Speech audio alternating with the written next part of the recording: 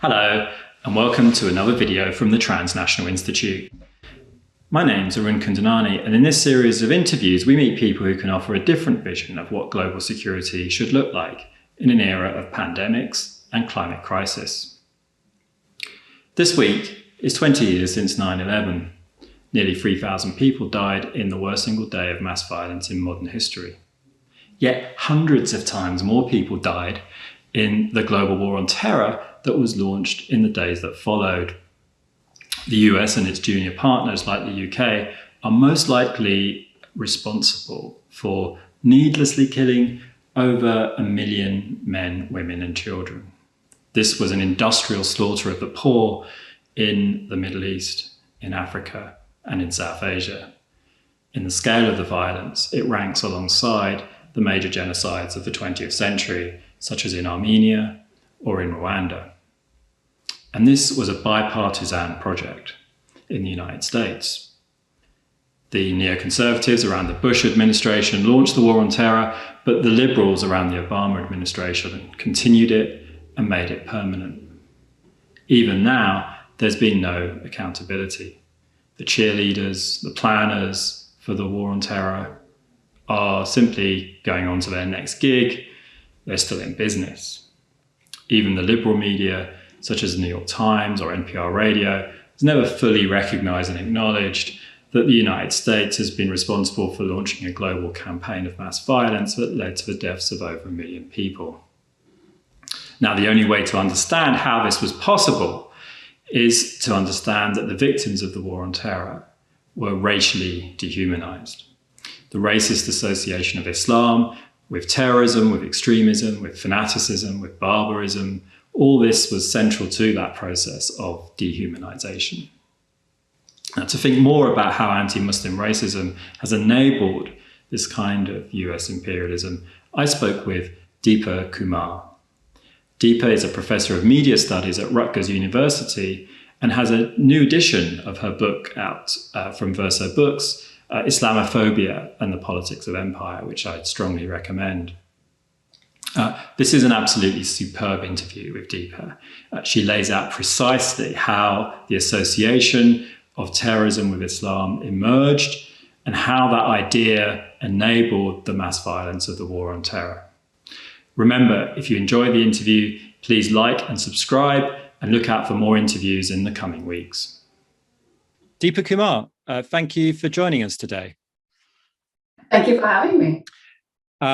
Okay, let's begin by thinking about the concept of terrorism today in the United States. And when people talk about terrorism, it seems almost second nature to have an image in our heads of the Muslim extremist. Do you think that's just the kind of inevitable consequence of 9/11? Yeah, I think so. Even though there's a longer history to this association, I think that what 9/11 did, because it was such a dramatic event and one that was televised and repeated over and over again, that it got seared in people's imagination, not just in the US, but around the world, of the image of Muslims as being terrorists, of being extremists and what have you. And I think that there are dramatic moments in history that enable certain kinds of thinking.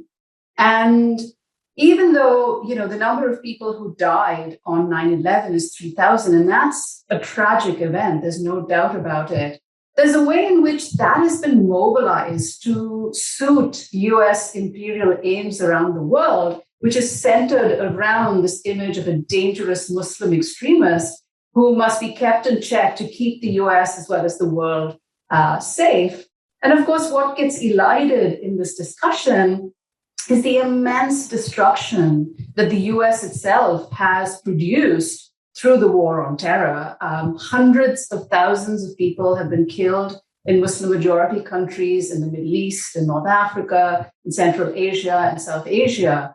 And I'm taking, very conservative estimates here. I'm taking the figures from the Watson Institute at Brown University, where they record from US wars in 6 countries, the number of deaths, excess deaths directly related to US wars.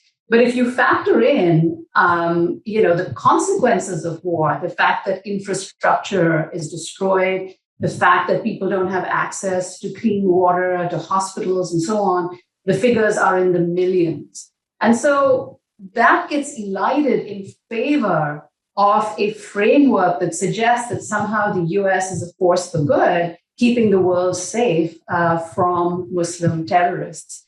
And the extent to which this is seared in people's imaginations, I've been doing this experiment for the last 20 years, actually, where every time I give a talk, whether it's in the US or in countries around the world, I either use my own computer or some other computer at a hotel or university that I'm staying at to Google the term terrorist. And overwhelmingly and consistently, if you click the images bar, what you see is the image of brown, turbaned, perhaps masked, armed men, as if to say that the only source of violence and terror in the world are Muslims, are Muslim extremists, and not powerful imperial forces who are responsible for far more death and tragedy and suffering. And I'm not even talking about the displacement of millions of people as a result of the war on terror.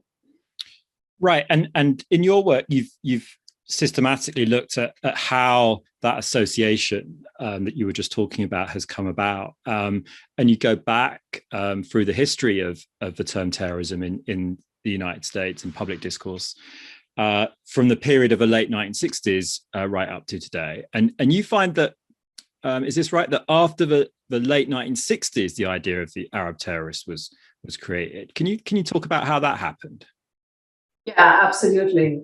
So basically, there was no language of terrorism in the US prior to the late 1960s and early 1970s. The term was used occasionally, and there were a variety of actors who were associated with that term terrorist, but there was no consistent language, vocabulary, or discourse around terrorism until the late 60s and early 70s. Now, mind you, I'm not saying that, acts that today are considered terrorism, like the hijacking of planes or kidnapping or the murder of civilian populations and so on, didn't happen back then. Of course it did. But the people responsible, as scholars have shown, were called bandits, or they were called guerrillas, or they were called pirates, or what have you. They were not consistently labeled as terrorists until two significant events take place, one in 1967 and the other in 1972. And so in 67, the pivotal moment was really the Arab-Israeli War of 1967. And Israel defeats its neighboring Arab nations, which it considers enemies, in a matter of 6 days. And that really elevates the usefulness of Israel to the United States in imposing its imperial agenda in the region. It's not always the case that Israel was, of course, it's always had a special relationship, but using Israel as a proxy for US imperial ambitions in the Middle East is something that really develops after 1967. And it's also from Israel that notions of Arab terrorists actually comes in part, and I'm going to expand on this some more, from the Israeli security forces as well. Keep in mind that, of course, in Israel, there's a developed vocabulary around terrorism. Anyone who resisted the Israeli settler colonial project was considered to be a terrorist, and this certainly developed some more in the 1960s after the formation of the PLO, the Palestinian Liberation Organization. So that's one important moment when the language of Arab terrorism and terrorism itself starts to come into the US. And that happens through Zionist organizations like AIPAC, the American Israel Public Affairs Committee, ADL, the Anti-Defamation League, and so on, who had actually begun their own surveillance programs of student activists on campuses in the US, because they believed that Palestinian solidarity, that activism by student groups, and by the way, a number of Arab American activist groups get formed after 1967. And in fact, scholars have argued that an Arab American identity as such was formed after the 67 war. At any rate, these Zionist groups start to see them as threats, as proxies of Arab nationalists in the US, and start to conduct their own surveillance. And they convince the FBI and the CIA to actually start to investigate these groups, and they are classified as potential terrorists. Potential because, of course, at the time, the US had no actual evidence of terrorist activity, but they start to do this anyway. Now, I say that Israel is one source because, in fact, by this point, counterinsurgency thinking in the US is actually quite dominant, particularly in the national security sector. And so it's not as if these groups convinced the FBI and CIA to do something they didn't want to do. There was a merging of interests in terms of seeing who the threats are to the domestic order as well as the international order. So that's 67. Then in 1972, at the Munich Olympics, the Palestinian group Black September takes Israeli athletes hostage, and in the context of a rescue attempt, actually executes all of them. It's a really grisly turn of events. And this is covered by the worldwide media. The media are there to cover the Olympics. So 900 million viewers, it's estimated, actually got to see this play out. And this becomes, according to scholars of terrorism, this becomes a pivotal moment in elevating the language around terrorism. And in fact, that's when policies in the US actually start to take hold in some systematic way. Sure, the FBI and the CIA were interviewing Arab American activists and so on, but you actually see a program, for instance, called Operation Boulder, which is a system of visa checking, where they were screening application for potential terrorists from Arab nations. And this was launched immediately after the 1972 Munich incident. And of course, this doesn't come out of the blue. Operation Boulder was basically a program that was exactly like the infamous FBI program COINTELPRO, which went from 1956 to 1971. But it was revived, and this was a program, as you've written very well, Arun, in your brilliant book on surveillance. This was used to target civil rights activists, Black Power activists, American Indians, feminists, and so forth. And the logic of that program was, redeployed through Operation Boulder. And that's when you start to see a systematic wiretapping and surveillance of Arab Americans. In other words, the actions of a handful of Palestinians in Munich becomes the basis from which all Arab Americans are seen as threats and as racialized threats at that. And so you mentioned the term counterinsurgency as part of the story here. Can you just elaborate a little on what that looks like in the United States at the time? Sure. So US counterinsurgency thinking during the Cold War goes roughly like this. So the US is one of two superpowers on the global stage, obviously. After the end of the Second World War, previous colonial and imperial nations are losing control over various colonies. You see a massive wave of decolonization struggles from India to Algeria and so forth. And the US is actually now trying to control these parts of the world that earlier it didn't have hegemony over. And of course, it's trying to make the world safe for capitalism, right? So it adopts a program known as modernization theory, which involves various developing nations and post-colonial nations incorporating capitalist measures, 5-year plans, all the rest of it, to put themselves on a path towards capitalism. Those who resist are seen as threats. And this is where counterinsurgency comes in, is the thinking at the time is that in order to defeat the Soviet Union, more and more parts of the world has to be brought into the capitalist sphere so as not to fall into the ambit of the Soviet Union. And therefore, there was economic investment in developing nations, but also the use of military force. So one practitioner of counterinsurgency called this armed social work, right? So it's investment combined with coercion.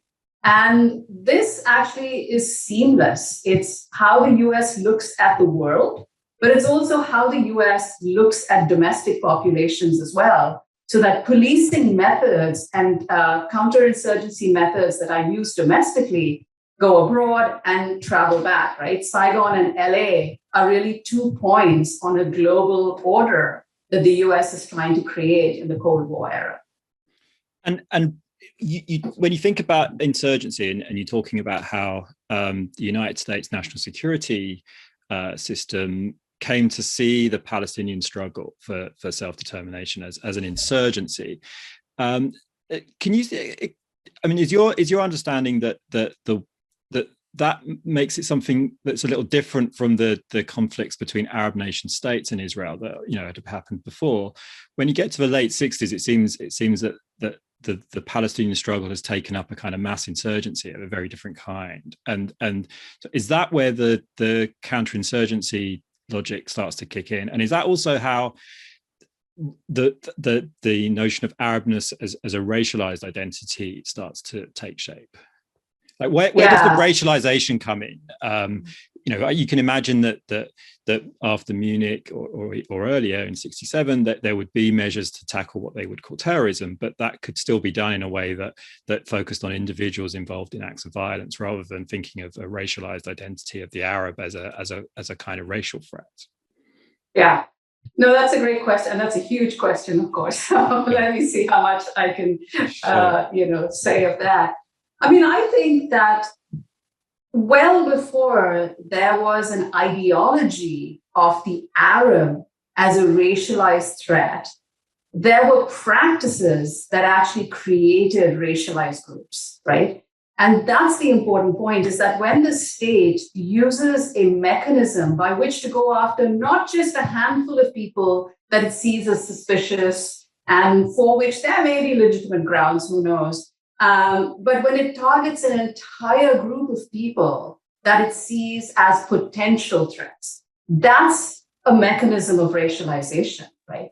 And you've argued this, of course, in your book about how surveillance itself is a mechanism of racialization. And we've argued in our piece, Empire, Race and Surveillance, how the focus on whole groups and the targeting of whole groups becomes the means by which they get turned into a race and a dangerous and threatening group of people. So, I mean, how to think about this really goes back even to somebody like Aimé Césaire, who in his book, Discourse on Colonialism, talks about how, the acts of a handful of people get generalized to the entire population. Albert Memmi calls this the mark of the plural, where, Black people or brown people doing a certain thing then becomes all brown people, right? So individuality is denied. And that's how racism works. And what I'm arguing is that this happens not necessarily ideologically, but really in the form of state practices in the early 70s. And the ideology actually catches up a little bit later on. But in terms of the Palestinian question, which you raised initially, keep in mind that, as I said earlier, this is the moment of massive national liberation struggles and the use of armed struggle to actually, throw off the yoke of colonialism. And the Palestinian struggle is very important to all of this. And especially after Munich, the UN General Assembly actually meets and discusses how it's going to analyze, how it's going to look at the question of terrorism. And a very important resolution was passed at this UN General Assembly meeting. It was a resolution 3034, in which the General Assembly denounces the violence of what they call colonial and racist powers, by which they mean France and England and Israel and so on. And it actually calls the violence of those states against movements for self-determination as terrorist. right? So this is really significant that you have global opinion at this point in the form of the UN General Assembly saying that there is such a thing called state terrorism, and that the use of violence against movements for self-determination can be called terrorist. Of course, Western nations are not at all happy with this resolution. But it doesn't stop there. The year after, Resolution 3070 is passed, which says that there is a legitimacy in the struggle for liberation against colonial and foreign powers, and that people should use any means necessary, including armed struggle, right? And then to make matters worse from the point of view of imperial powers, Yasser Arafat, who's the leader of the PLO, is invited to address the UN General Assembly in 1974, and the Palestinian right to self-determination is recognized and actually elevated by the UN General Assembly. So all of this is very troubling to Western imperial nations, and particularly to the United States and Israel, which by this point had become much closer. And that's the context really for which, that's the context in which two very important conferences are organized by the Jonathan Institute to shape the language around terrorism. Right. And so that brings us to the 1980s, right? Those two conferences. So and are you arguing that it's in the 1980s that the kind of discourse around terrorism shifts from an idea of the Arab terrorist to the idea of the Muslim terrorist? And how does that happen? Right. So let me back up a little bit. It is not yet dominant in the news media that terrorism is exclusively associated with Arabs, or in the 1980s that it's exclusively associated with Iranians or with Muslims and so on. My own study of the New York Times shows that, in fact, the face of terrorism was largely leftists, predominantly white, because this was the time when there were mass struggles all over the world. And so it was not until much later, and certainly this gets crystallized only after 9/11, that the predominant face of terrorism is brown and black men, largely, right? And so to go to your specific question, which is what is it that happens in the 1980s that turns this particular threat from Arab terrorists to Muslim terrorists? So let me say a little bit about the two conferences that the Jonathan Institute organizes. The Jonathan Institute was formed in 1976 by Benjamin Netanyahu, the former prime minister of Israel, who, by the way, has played a huge role in the development not only of the language around terrorism and the racialized terrorists, but also in terms of developing policies that various nations would take up and learn from Israel as well. And so the Jonathan Institute is set up in 1976.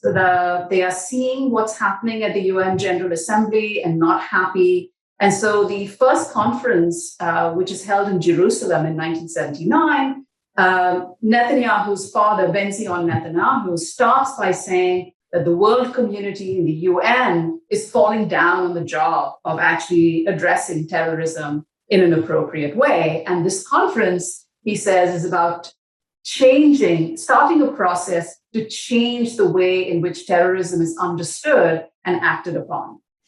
And so at that conference, there are a couple of key arguments that are made. Many speakers, and there are speakers, by the way, from all around the world, from France, from Britain, but the main forces there are from the United States and Israel. And so all of these conference speakers, one of the themes that they address is the idea that one person's terrorist is another person's freedom fighter. They hate this, right? They don't like the sort of legitimacy that has been given not only to participants in struggles for self-determination in colonial nations, but also forces in Western nations that are fighting against imperialism, that are fighting for democratic rights, political freedoms, against racism, and all the rest of it, like what's going on in the United States, for instance, in the 60s and 70s. And so this conference actually tries to give the ruling elite the language that they need to bring all these forces together, forces that are opposed to empire, to capital, and so forth, and brand them as terrorists, right? So that was an important moment. But at that point, and this happens, mind you, before the Iranian Revolution, there was no discussion of Islamic revolution or Islamic terrorism or what have you.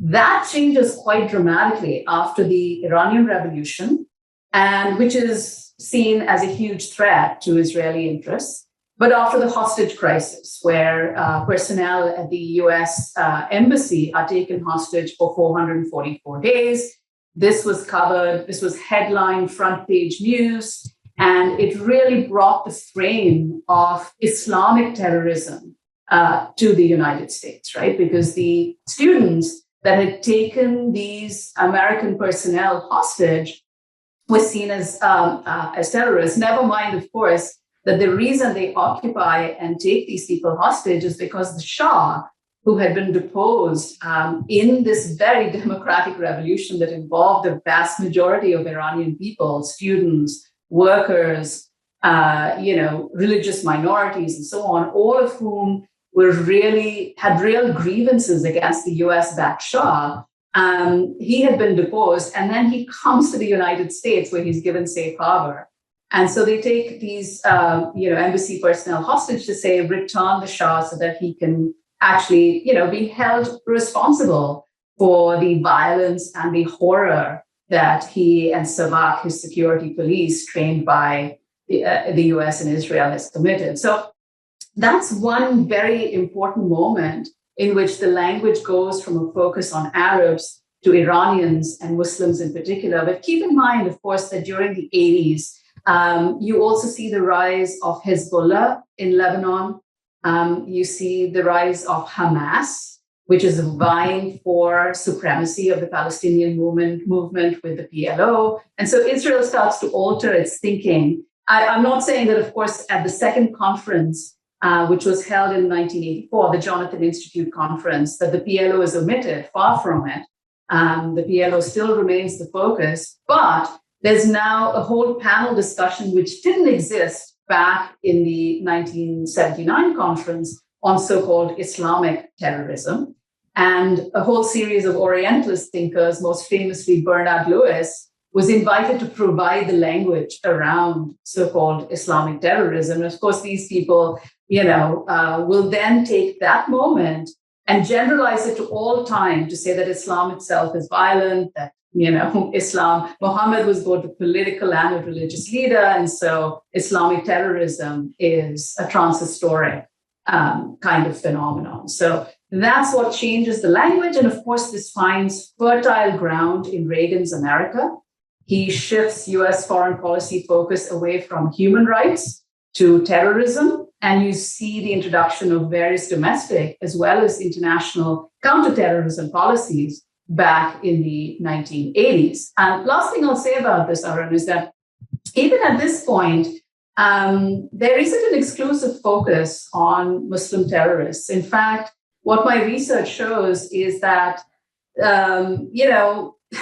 not just in the New York Times, but even in foreign policy circles and the Reagan elite as well, they're trying to somehow put all their enemies together into this terrorist box.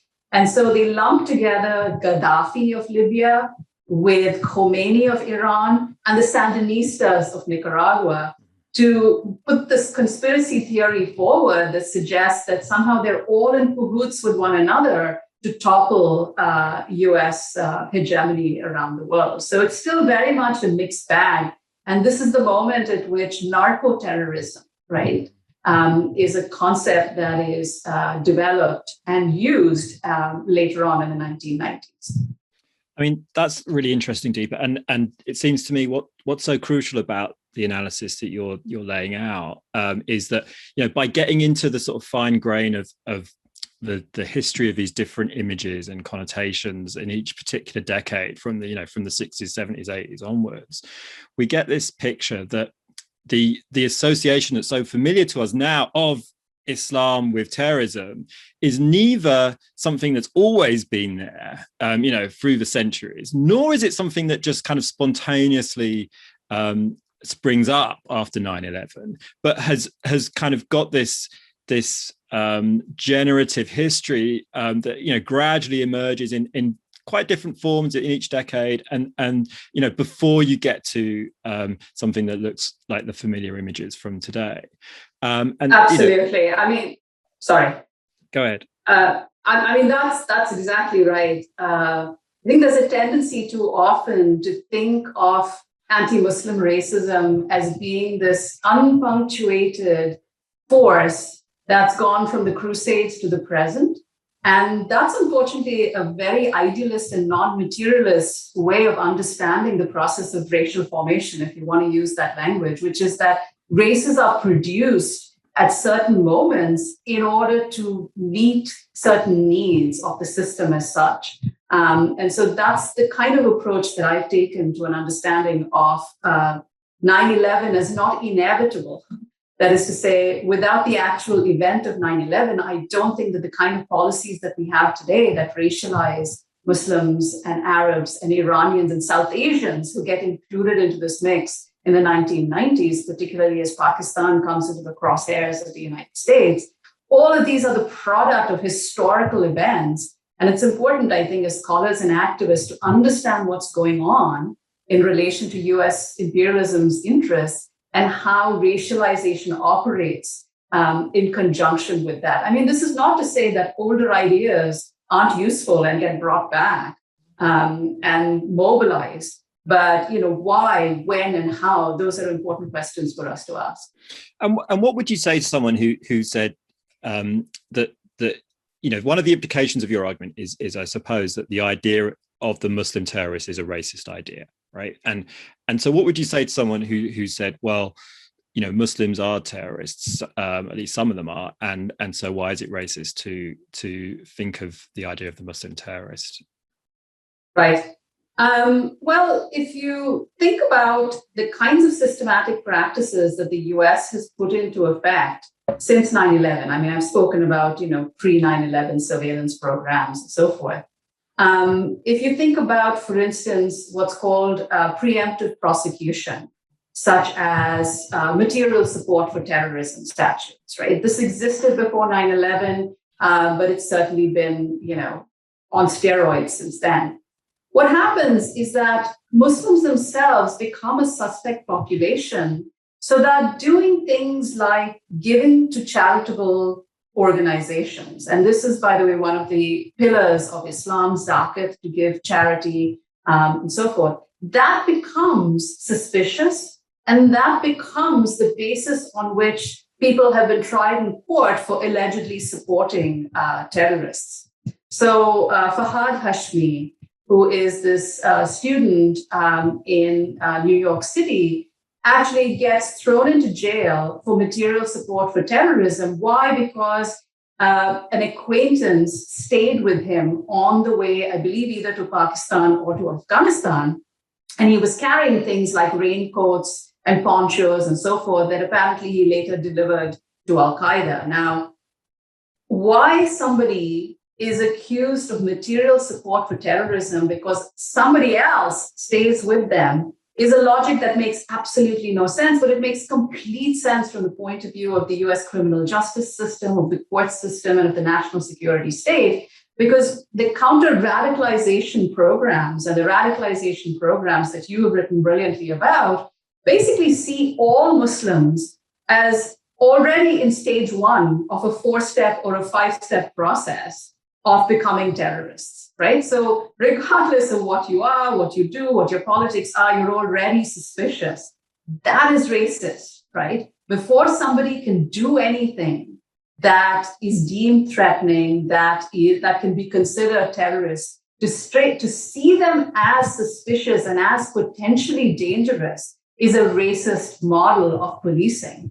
And that's not new. This is how various colonial powers have governed in colonized nations, and it's what the US has also done in various contexts and is now doing in relation to Muslims and those who look Muslim in the United States. So what you've seen really is an amalgamated racial Muslim that has been brought into being, first in the form of Arabs in the 1970s, and then Iranians and other Muslims in the 80s, South Asians, and then, of course, everybody from North Africa all the way to Indonesia has been lumped into this category of being potentially suspicious. And so even though the US justice system does not allow discrimination simply because of one's religion, the actual practices, whether it's systematic mass surveillance, whether it's preemptive prosecution or what have you, actually operates through a logic that racializes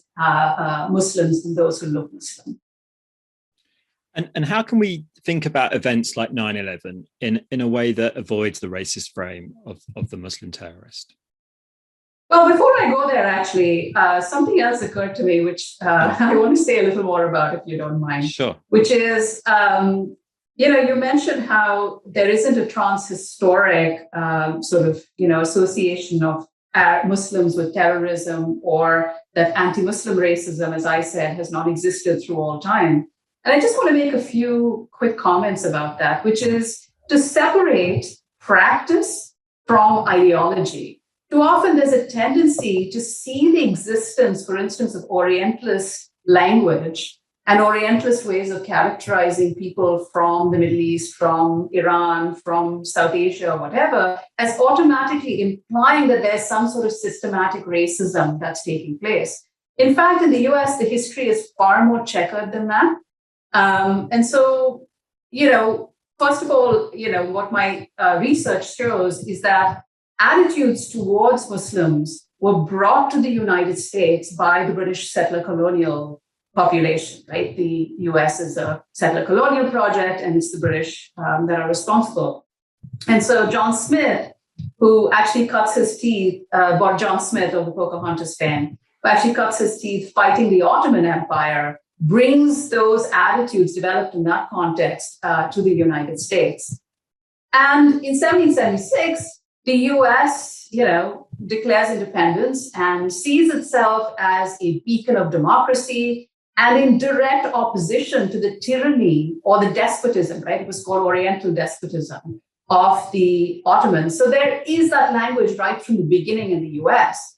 But it's also really contradictory. So, for instance, abolitionists, when they see that various North African nation states, including the Ottomans and so forth, are beginning to do away and end slavery, they use that as an example to shame the US for continuing to have slavery. The temperance movement also points to, how Muslims are forbidden to drink alcohol to shame the US. Similarly, feminists, they adopt the bloomer. This is a Turkish trouser, which they see as a very practical and somewhat masculine garment. And as Elizabeth Cady Stanton actually says that the bloomer is an imitation of Turkish style. So you have all sorts of attitudes, imitation, praise, a romantic notion of the region, and so on. And my argument is that it's not until the end of the Second World War and the emergence of the US as one of two key superpowers on the world stage, and when it starts to, spread its hegemony in that region, in North Africa, Middle East, South Asia, and so on, that's when you start to see systematic processes of racialization. And so Arab Americans who actually were incorporated into a proximity to whiteness, the US has had very racist immigration laws. The immigration law of 1790 basically said that only free white persons could be granted citizenship. And Syrian Christians, who were part of the crew of immigrants that came at the turn of the 19th and the early 20th century, were actually quite successful in winning cases of naturalization, winning citizenship. Actually, they were far more successful than South Asians and East Asians were, and so forth. So they get integrated into a sense of whiteness. But then there's a fall from whiteness just as the US gets ready to establish its hegemony in the Middle East and North Africa. So it's important to see this checkered history and to not understand racism and racialization as somehow this project that is unpunctuated. Right. And I think a lot of people are familiar with the idea of how the Irish became white in the United States, Mm-hmm. right? And what you get with Muslims, from what you've just said, is the reverse process, right? In more recent decades, as they've kind of progressively lost their whiteness, which the fact that is also possible tells us something about what racism is and how it's historically created, and how those things can go both ways. And the boundaries are constantly shifting as well. I mean, right. I would be remiss if I didn't talk about the Black Muslim experience in talking about, anti-Muslim racism, because the surveillance that we see through Operation Boulder and later on in the 70s actually begins much earlier for Black Muslims. In the 1930s, J. Edgar Hoover decides that the Moorish Science Temple of America is a huge threat because they are anti-imperialists, they are proud Black internationalists, and so on, and begins a massive program of surveillance against these Black Muslims. And of course, this continues with the Nation of Islam, with Malcolm X, and so forth. So that's another really important component of this whole story. And keep in mind, of course, that Black Muslims were the majority of Muslims, I believe, until the 1970s, which is when the US lifts its, really racist immigration policies, and this allows for more Muslim immigrants to come to the US. Right. So, just coming up to a bit closer to the present day, it seems that the racist idea of the Muslim terrorists seemed to kind of reach its I can never say the word apotheosis. Yes. Its peak. Let's say that with Donald Trump's ban on Muslims entering the US, right? I mean, that seemed to me the in a way a kind of culmination of some of this. But now under Biden, I mean, that's been fully rescinded. I mean, where are we now? What do you think is the fate of anti-Muslim racism and the kind of linked imperialism in the US under Biden? Yeah. No, I mean, first of all, you're absolutely right that the peak moment of anti-Muslim racism is under Trump. I don't think the US has seen a more Islamophobic presidency than under Trump. I mean, he basically legitimated the far right-wing forces who believe that there is a conspiracy by Muslims to take over the United States, to replace the Constitution with Sharia law and all the rest of it. And he actually is able to, in part, win the election based on these racist ideas, xenophobia, anti-Black and anti-Muslim racism, particularly through his attack on Barack Obama, right? So he's one of the people, along with Fox News, that really popularizes birtherism, right? The idea that Obama was born in Kenya, he could not be president, he's not Christian, he's Muslim, he's more loyal to Muslim states than he is to the US, and so on. Of course, none of this is true. He is born in Hawaii and so forth.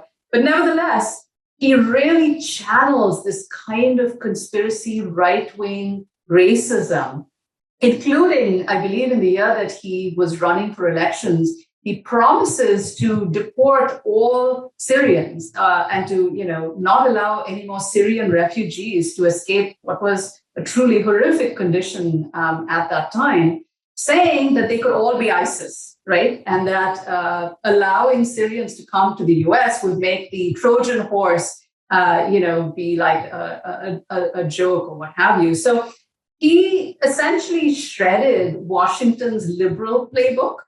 And at least since the end of the Cold War, there's been a framework that's been in place, a bipartisan framework of liberal hegemony, right? So liberal ideas were used to bolster US imperialism, whether that was human rights or democracy or women's rights, and later on LGBTQ rights and so on. That was the playbook, whether it was Bush or Bush Senior, that is, or Clinton and Bush Jr. and so on. Remember, they were going off to Afghanistan to liberate women, right? Now, Trump comes along and shreds this liberal playbook and adopts, what's been called illiberal hegemony. But if you actually look behind the actual rhetoric, there's more continuity between Obama, Trump, and Biden than there is discontinuity. So one example of this really would be China. Let's take the case of China. So in the early 1990s, there was only a minority of people in the foreign policy establishment that actually saw China as a threat to US hegemony on the world stage. That changes in the Obama years when there's a bipartisan consensus that China should not be allowed to, rise. And Obama has this pivot to Asia plan, right? But he is not able to actually realize that. It's Trump who comes in and goes after China in a very concerted way. He says he's going to draw down from the forever wars, and he wants to pivot away from the war on terror. Not to say that he's not using Obama methods, drone strikes and counterinsurgency methods, all sorts of things to maintain US control of that region, but there is an interest in actually going after China. So that's what he does, is he focuses political, economic, and military policy in terms of pushing China back. I'm just thinking of this video that all of us, I think, have seen on YouTube, where you see the number of times that Trump is talking about China, right? China, China, China, China, China. And so that he does do that. He succeeds in shifting resources to China in a way that Obama couldn't. And this hasn't changed under the Biden administration, right? We continue to see this focus around stopping the rise of China, even under Biden. But what you have seen is, of course, a shift in the rhetoric back to liberal hegemony, back to liberal imperialism. And, you have a leadership that's heavily female, people of color. And so this multicultural imperialism and imperial feminism really papers over the continuity, because the rhetoric is better, the posture is better. And really, Biden has brought soft power back. He rejected the Muslim ban. He eliminated the worst excesses of the Trump era in terms of rejecting conspiracy theories and blatant racism and so forth. But he's following through on Trump's promise to end the forever wars, right? So the US is drawing down and will be done drawing down from Afghanistan by the end of August. And I haven't seen, in this context, any article, and it could just be me, and maybe there are such articles, but I haven't seen anything that says, mission accomplished, women in Afghanistan liberated. Because the truth of the matter is that hasn't happened. I mean, there have been some improvements in healthcare and so on, but for the most part, Afghan women have actually seen their conditions deteriorate. So specifically in terms of racism in the Biden era, what you see is really liberal racism, right? This effort to bring back colonial feminism, which saw its heyday in the 19th century when Britain and France were occupying large parts of the world, which justified these projects by saying that they are liberating women. And in reality, no women have been liberated anywhere by empire. And certainly that has not been true, in the war on terror era either. So in other words, liberal racism continues, and liberal imperialism is productive of these new forms of racism, because it's fundamentally rooted in the notion that these are barbaric societies and that we, as the civilized empire, must go and liberate their women, right? Gayatri Spivak put it as white men rescuing brown women from brown men. And that logic, which is fundamentally racist and sexist, continues. Thank you, Deepa. That was amazing. I'm sure we all learned so much. Thank you very much. Thank you, Arun.